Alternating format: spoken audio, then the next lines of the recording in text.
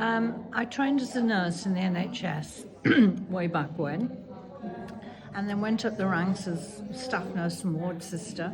Then I trained as a community health visitor in Cheshire, and that was a year at university full time. I worked there for a while, so I've always cared for people. And then when I moved up north, up to Horwich, in 1981, long time ago now, I got a job at Bolton College of Nursing as one of the nurse tutors there. So I then moved into teaching nurses the art and craft and the science and discipline of nursing, and to pass on my passion for caring for people. And now I'm retired, I've been retired a lot of years. That passion is still with me, to look after people, to see where people are up to and see if I can help them. So 10 years ago, I began a befriending service, because I lived in Chorley then. I began a befriending service for the people of Chorley, and that's called Friends for You. We became a charity, so we felt very grown up. From that, I began the first of what are now 3 after loss clubs for people who've lost somebody very close to them. And we help about 50 people a week in Chorley in those 3 clubs. Then we had COVID, and that just devastated people's social relationships. People lost husbands, wives, family members, friends to COVID. And so emergence from COVID was difficult for a lot of the people we were helping. And I was challenging myself, saying, Marjorie Hayward, you're supposed to be the loneliness champion of Chorley. What are you going to do about this new challenge?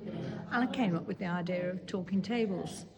I do everything through faith, and I believe it was divine inspiration that gave me the recipe, the formula for this amazing organisation that's built up over the last 4 years.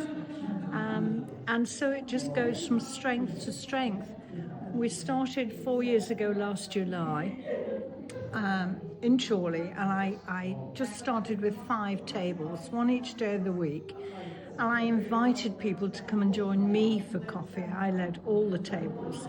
And I really thought it was going to be a 6 to 8 week fix to get people to re-socialise following the restrictions and the isolation of COVID.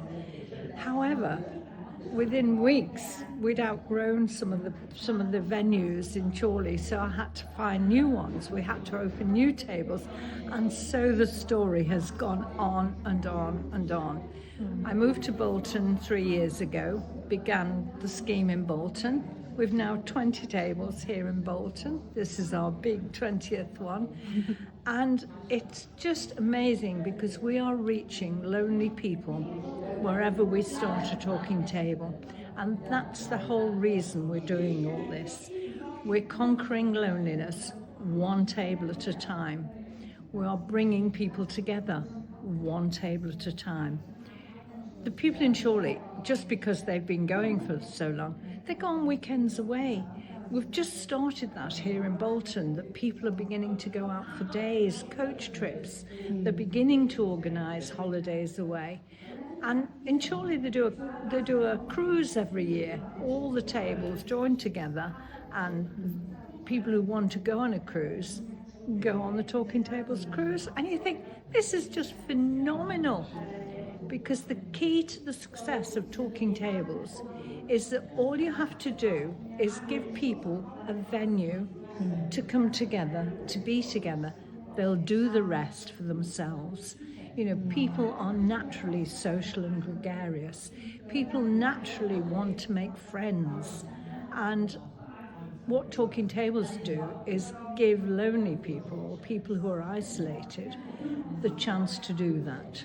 Because if you don't knit or crochet or play badminton or squash or golf, how do you get out of loneliness? It's a lifetime fatal condition, because it destroys your confidence, it destroys your physical health, it destroys your mental health, and it becomes a downward spiral.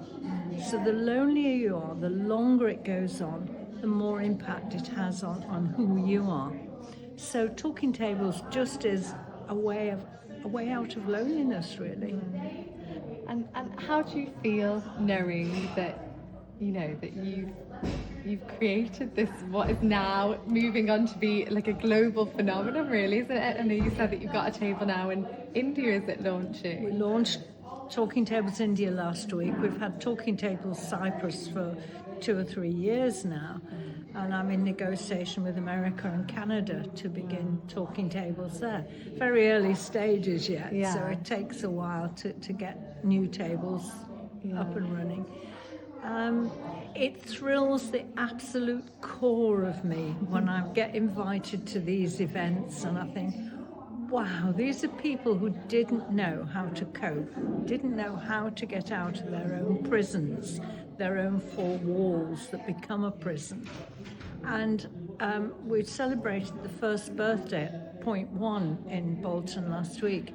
And one of the gentlemen there had written a poem about coming to Talking Tables and the impact that had made on him.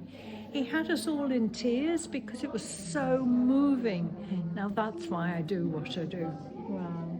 Just want to reach people, say, come and join us, don't be on your own.